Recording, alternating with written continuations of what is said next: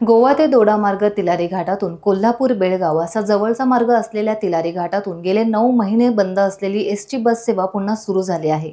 या बसेस सुरू झाल्या पाहिजे यासाठी सरपंच सेवा संघटना, सिंधुदुर्ग जिल्हा संघटना यांच्या माध्यमातून आवाज उठवला होता। आंदोलन उपोषण देखील केली होती, पण चंदगड बांधकाम विभाग यांच्या आडमुठ्या धोरणामुळे बसेस सुरू होणे रखडले होते।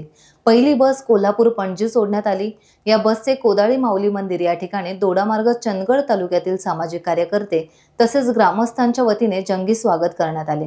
यावेळी सरपंच संघटना जिल्हाध्यक्ष प्रवीण गवस, सामाजिक कार्यकर्ते अंकुश गावडे यांच्यासह ग्रामस्थ उपस्थित होते। बस सुरू झाल्याने प्रवाशांनी समाधान व्यक्त केले।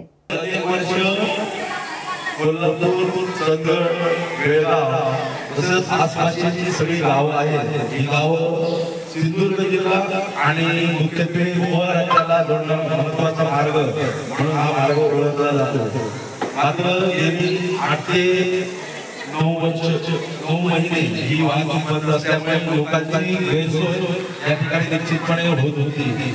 मात्र अनेक सामाजिक कार्यकर्ते या ठिकाणी आमदार शिवाजीराव पाटील यांच्या प्रयत्नातून तसेच अंकुश गावडे आणि अंकुश गवस आमच्या दोडामार्ग तालुक्यातील प्रवीण गवस आणि त्यांचे सगळे सहकारी यांच्या माध्यमातून ही वाहतूक आजपासून या ठिकाणी सुरू।